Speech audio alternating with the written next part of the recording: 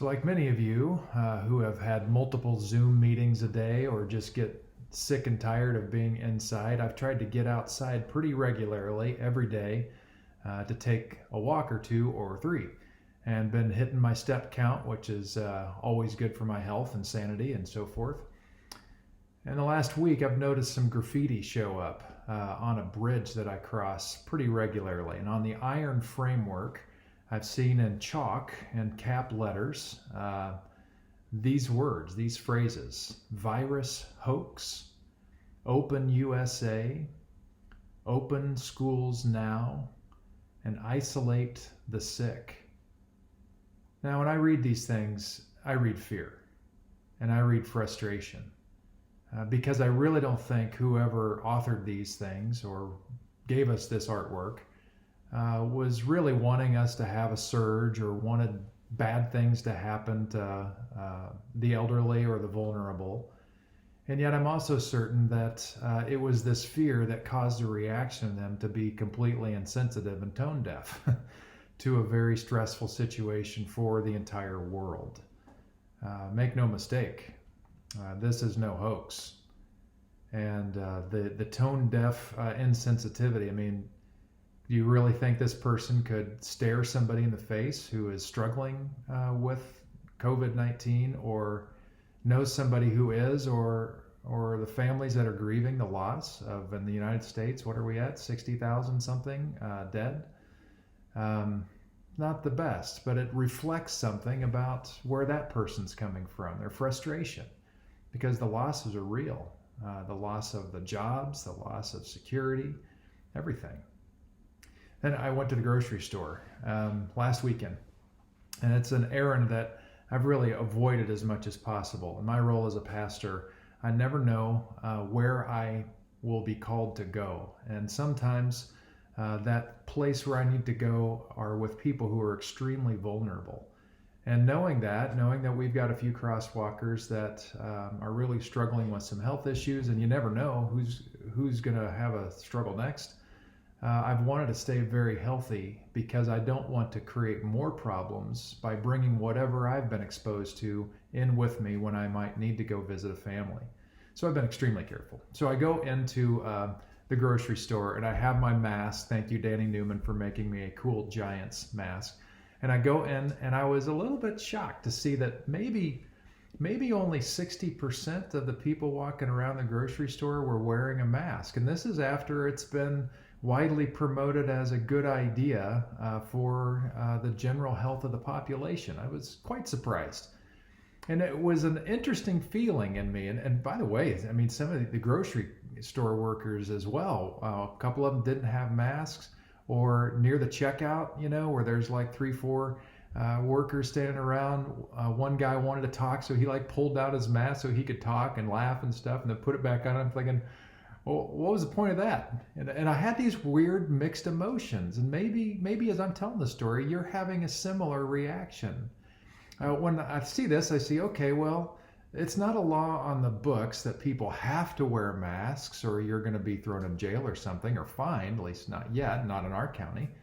But at the same time, this exercise of somebody's right to not wear a mask was infringing on the health and well-being, potentially, of everybody around them, because we know that wearing face coverings, the ones that you make, at home and stuff, they're not the N95. They're not the ones that we want our doctors and nurses wearing. These are the ones that aren't going to protect us from germs coming in. They are protecting other people from our water droplets going out. And so for the people who are walking around with no face covering on whatsoever, it's almost like, I get their right to their freedom of their life and all that, but at the same time, I'm like, dude, I don't know you. I don't know where you've been. And you may not even know if you're carrying this thing. And yet you're putting me at risk with what you don't even know is going on. And by extension, if I'm called into some vulnerable situation, you're putting those people at risk. And so I had this weird tension in me about that. I wonder how you feel about that. How do you enter in to this equation? It's a guy named Doug Seuss. Not like Dr. Seuss, but pronounced the same way. And Doug Seuss has a ranch in Utah. And he went out the back door of his home and onto his backyard space, which stretched out into acres of land, as you can picture in, expansive Utah. And immediately he spotted a grizzly bear. And the grizzly bear spotted him. And in short order, the grizzly bear charged right at Doug Seuss. Grizzly bears are huge. This thing was 1,200 pounds. And Doug knew there was no escaping what was coming. This grizzly bear, within a few feet of Doug Seuss, rose 9 feet above Doug Seuss, and then gave him a legitimate, literal bear hug. Because Doug Seuss is an animal trainer, and he is specialized in grizzly bears. And this particular bear, he has raised since he was a cub. Many of the bears that Doug Seuss has trained have shown up in movies that you're probably familiar with, and he's trained other animals as well. But when you see the enormous size of this bear, you got to wonder, why would anybody venture into this? And how do you do it? How do you tame an apex predator from eating you alive? And that story kind of reminded me of an interesting story out of Jesus' life, where he was on the Sea of Galilee on the shores doing his ministry, teaching people stuff, no doubt healing people and doing all kinds of stuff that clearly indicated that God was with him. And it was a day of success, or days of success.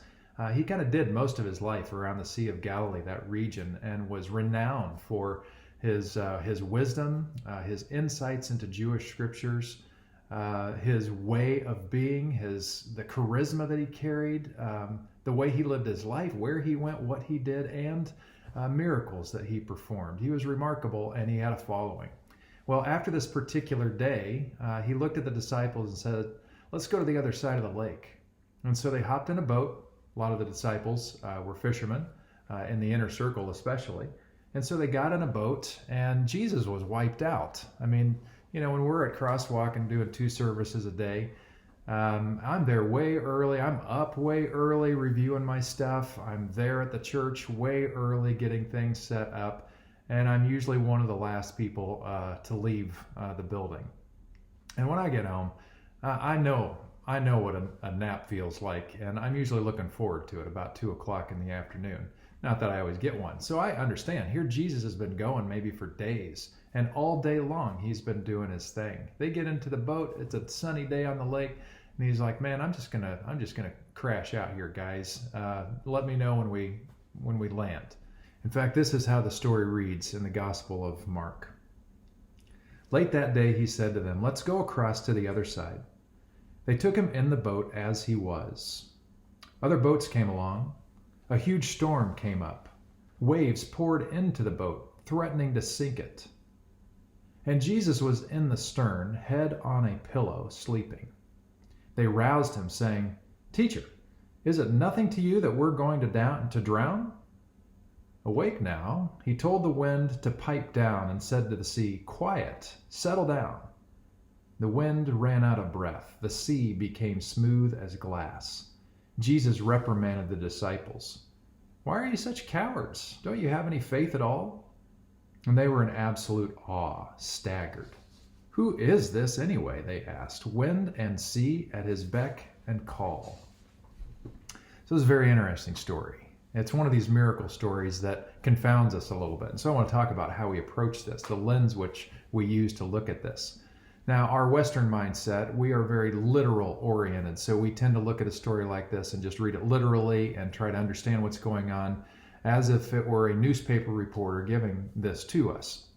And so on a literal level, if you go back to the ancients, what they were thinking about this is, okay, yep, this is one of those proof stories of the power that was flowing through Jesus. Not so much for the Jewish audience in this, because you kind of have a demigod quality here going on in Jesus. And that would have been anathema to the Jewish audience, but to the Gentile audience who was used to Roman and Greek mythology, that actually made a lot of sense to them. So they're seeing this Jesus have the capacity to command weather to stop or to do whatever he wanted to do. So on that literal level, it was kind of a proof story for what was going on in this Jesus. And sometimes that literalness is helpful as long as we don't think about it too much. I mean, it's great to think, wow, this guy really had all this going on. And that's wonderful for that day and that particular context and that time. But when it becomes problematic is when we go through life storms and we cry out to God and beg and plead for God to help. And we use all the fancy prayers we can muster and we drown anyway. And then we're kind of like asking, well, what was the point of that? That was real helpful to know Jesus could do that once, but what's it doing now? Which leads us into maybe needing to look at this story in a different framework, with a different lens. We don't know exactly what happened that day, but we have the story. And the story is passed down. It was preserved for a reason. And one of the reasons for us, even if we take the literal approach, is to take on a metaphorical approach to it. It certainly wasn't less than this proof test for Jesus' power, but I think it was more than that. And there's a more than literal way of thinking about this text. Because what I see in this is you have the disciples who are supposed to be following in the lead of the master. And the disciples are freaking out. Meanwhile, Jesus is at rest. And it's curious. Toward the end of the story, they have to wake Jesus. And Jesus wakes up, and then he calms the sea. But I wonder, who woke who up? Is it possible that Jesus was so in the zone that he was able to be calm even in the midst of a terrible storm that seemed to threaten the lives of the disciples? At least that's where they thought it was going. I wonder who was really awake. You know, this whole idea of being awake and awakened and living in a woke state. It seems to me that Jesus was awoke. And he helped the disciples see just how asleep they were. They were in terror. He was at rest. Which takes me back to the grizzly story. How did a guy like Doug Seuss, how did he move forward in his life? His story is very interesting. If you want to catch the May-June 2020 issue of Men's Journal, you can read this brief article on him and see some of the pictures that I'm going to show you, which are remarkable. But how does a guy like Doug Seuss get to a place where he decides that he can have a friendly relationship with an apex predator? That's pretty remarkable. Well, one of the things that changed for him was he had a paradigm shift. The lens with which he chose to view the world shifted for him. And it went from a place like most of us probably find ourselves in, where if we see a grizzly bear, which I've seen some from about 100 yards, wild, and, pretty scary stuff when you're seeing them and knowing that they can run very fast and eat you alive and call you dinner. Pretty intimidating stuff. And he moved from a place of fear toward grizzly bears to a place of deep reverence. There's the word. There's a big difference between fear and reverence. Fear sees this thing as a threat, maybe even as an enemy, but reverence respects where they are and creates a relationship around that respect. There's a very big difference here. His eyes were open to the reality of the grizzly bears and the recognition of the incredible beings that they are. And out of that deep reverence, he created relationships with a handful of bears over the years. In a respectful relationship, he realized that they were fellow creatures on this planet who deserved respect and reverence, and brought that into the equation. Because he had that kind of reverent worldview about bears and other wild animals he's trained, he actually gets along, and they respect or revere him back. It's an incredible dynamic. And it makes me think about the way Jesus entered the world, because something happened to Jesus. Now, this is an ongoing debate, and I've talked about this for years now, about how we think different things about the person of Jesus and what created the thing about Jesus that made him Jesus. And we don't know exactly when it happened or if it was developed over time. Some say it was from birth. It's very, very mysterious. But what we do know is something radically shifted when he chose to be baptized by his distant cousin John. And that was a move into his life of ministry. And things changed for him. That's what marks his public ministry. And it's like at that time, it was like something woke within him, at least physically, recognizably for everybody else on the planet. And he went into seclusion to figure out who he was and where he was going to go with his life and what he was going to be about. And when he came out of that experience, that whole season of his life, that 40 days, starting with the baptism and forward, he came with a very different perspective. And you need to understand about Jesus here. This is, sometimes we Superman Jesus, and we make him so invulnerable to life that he really becomes hard to relate to. Lose that image. Jesus knew what it was to struggle. He was under the tyranny of the Roman Empire his whole life. The Roman Empire killed him. So this guy knows what it is to struggle. He knew what it was to be out of work. He knew what it was like to be looked down upon by other people because of his skin tone and his language and where in the country he was from. He was very aware of this stuff. He knew what it was like to be treated poorly because of his lack of education. That may be a surprise to some of you. He knew what it was like to not know where his future was going or how long he was going to live. And he was 30 years old when he started, which made him an upper middle-aged man for his day and age. And something shifted in him where he saw things very differently. And instead of, like many people, living in fear with a vision of scarcity and there's not enough, it's like the whole world opened up to him and he saw everything completely differently. It's like he started to recognize that there's an abundance all around him. Instead of wondering when God is going to come down out of the heavens, it's like all of a sudden he could see God everywhere, in everyone, and in everything. And I think this is related to the Jewish understanding of creation at the outset.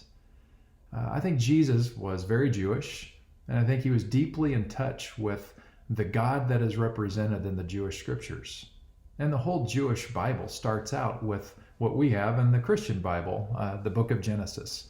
And the very first creation story that we have shows God being motivated out of love and goodness, creating one thing after another. And after each moment looks at those things and says, that was good. That was real good. He gets to human beings, creates them in God's own image. He says our image, which is cool and mysterious as well.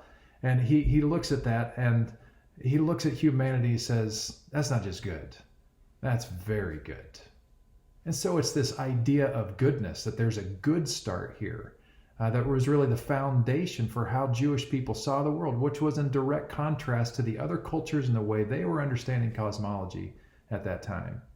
Now, there's an earlier, more primitive story that comes up in Genesis 2 and 3. That's the one you may be familiar with Adam and Eve and the tempter, and then God coming in. And this one has been kind of misunderstood because of the Christian interpretation of this, which started actually centuries after Jesus. That may be a surprise to you. But this idea of like the fall of Adam and Eve and the entrance of sin into the world, that idea did not even show up as a doctrine for centuries after Jesus lived. Jewish people, on the other hand, looked at it very differently.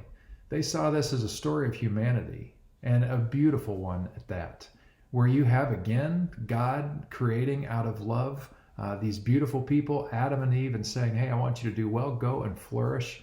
Just don't eat off these two trees because they're going to kill you. And Adam and Eve, just like every human being in the world, gets tempted, gets a little self-centered, thinks they know a little bit better than the next person, and decide to take advantage of the fruit that they were supposed to not eat.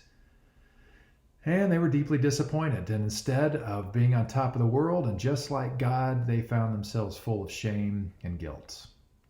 Enter God. When God comes, God does not come with lightning bolts and an axe and a sword ready to chop these people up and start over, but he comes with grace. He comes with a motive of restoration and redemption, and in fact does just that. He's honest with them about the consequences, but he's still on their side. And he doesn't say that they're hopeless. He says it's going to be different. Consequences suck sometimes, and they sometimes have long-lasting effect, but you're still going to live, and I want you to live. And so he clothed them. He gave them clues about what life was going to be like as they went forward, but the whole tone of it was, you're going to live. You're going to go forward, so go forward. God was with them. It was a good start, not a terrible start. It was a very human experience that God redeemed. This is very good news. I think Jesus started to see everybody and everything through that lens. And it impacted everything he did with his life. It tied him in to this greater other that we call God, the Spirit of God, which was at the foundations of the world and still is, and somehow is connected to everything and everyone, and somehow impacts us and millions of people all over the world all the time. It gave him eyes to look at other people with a different lens, where he could see them as fellow human beings and fellow children of God. And he loved them. It didn't matter to him where they were from, what they looked like, what they were struggling with. He loved them.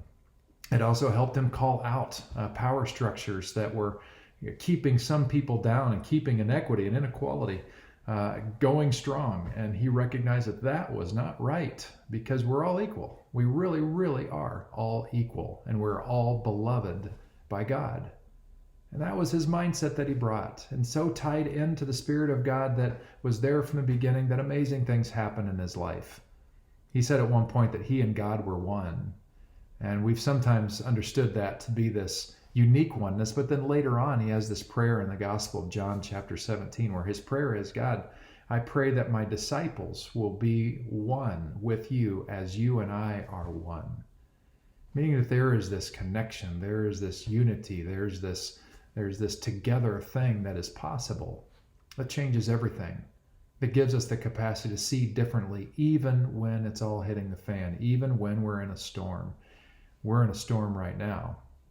And some have wondered, well, we're all in the same boat, right? So that feels good.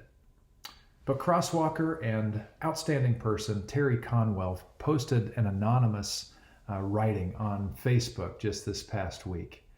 And as I was reading through this journal, I came across this quote from Ray Liotta. He had the last word in this article. And he was asked during the end of his interview about faith. What role should faith have in a person's life? And this is what Ray Liotta, the good fella, said. He said, I think religion is more a way of controlling and consoling people. Still, to this day, the thought of what is out there scares the heck out of me, except he didn't say heck. But that's only because I don't have a real belief. My mom died in my arms and my dad died in front of me, and that shook me. The older I get, the more I want to believe something is out there. So Ray's experience of God and of belief was in this one way of thinking about orthodoxy, which is you got to have the right beliefs.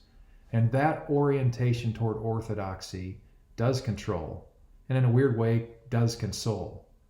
But it wasn't the way of Jesus.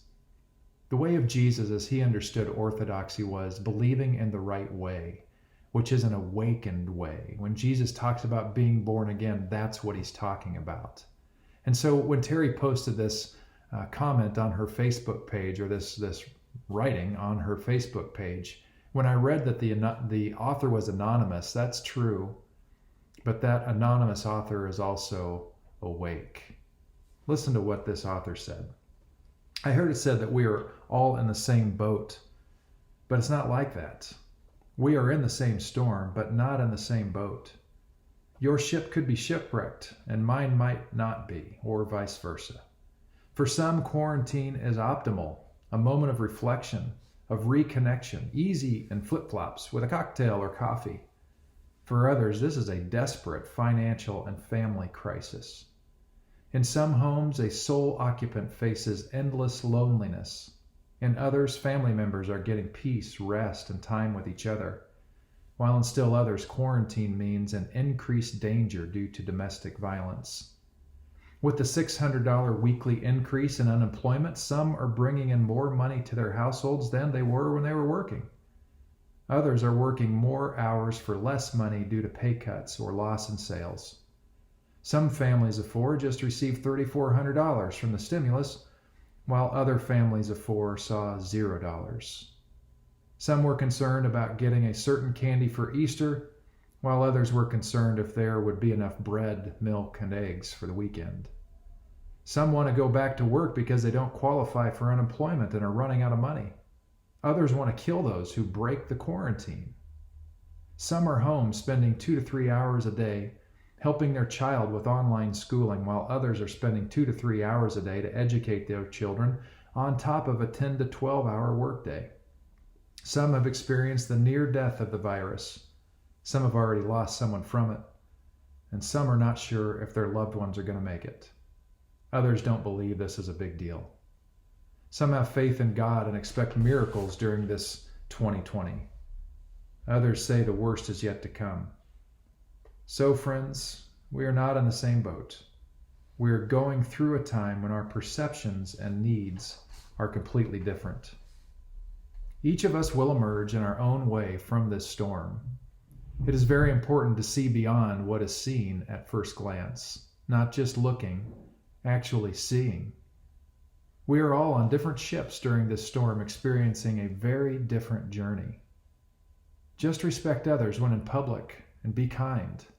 Don't judge fellow humans because you're not in their story. We are all in different mental states than we were months ago, so remember, be kind. We may be in the same storm, but we're not all in the same boat. And when we are awake, we see that, and we respect it. We respect it in other people's lives, and we respect it for our own lives. I don't know what you're going through specifically with COVID-19, but I know that you're probably human. And that means it's messing with you in some degree. And I know that it might feel like you are one of those disciples in the boat, and the only thing you can see is the storm around you. But the one we say we follow as Christians is at rest, is at calm. And the way he got there was his orientation toward life, the world, God, and everyone else that gave him calm all the way through his life, even until the last breath he took. The disciples were wondering, how do we tap into this? How do we have such a life with God? And they came back to, it must be his prayer life. So Jesus, teach us to pray. And so Jesus did. And many millions of people around the world for a very long time have been committing the Lord's Prayer to memory. And that's a good thing. I memorized it as a kid and can say it with 3 different forms of it, depending what church I'm in. But it really wasn't meant to be just a prayer we say out loud and we're done with it. It was meant to be a model for prayer, a prayer that we take our time with, meditate our way through. And that's how I want to leave with you now. As we reset our lives, as we try to get through COVID-19 and into whatever the next season's going to be, and it's not going to be an easy go for the world going forward, even when shelter in place lifts. We need to get in touch with this other capacity that is ours to have. That is good news that Jesus came to offer. That there is a different way, a way that helps us enter into the world with calm, that gives us eyes of compassion toward other people, that leads toward acts of compassion for other people as well. And I think it is shaped in and fostered by the Lord's Prayer. So we're going to take our time with it today. And as I say each line, I just want you to sit with it for 1 or 2 breaths and think about, what does this mean to you right now, today? So let's pray together and meditate on an extended Lord's Prayer. Our Father, who art in heaven, hallowed be thy name.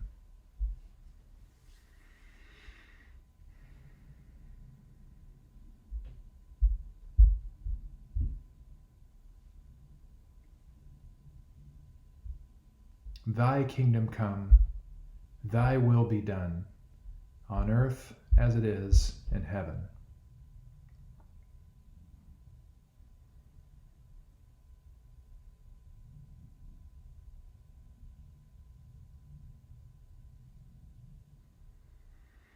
Give us this day our daily bread.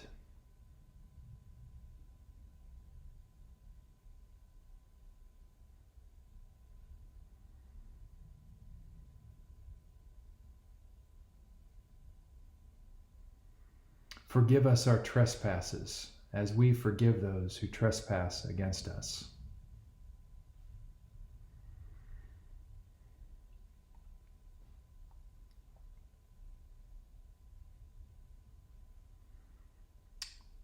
Lead us not into temptation, but deliver us from evil.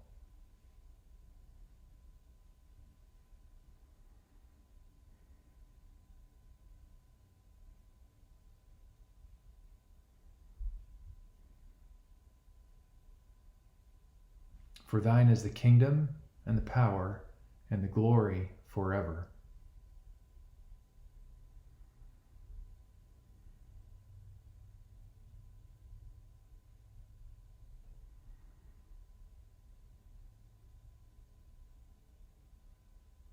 Amen. May it be so.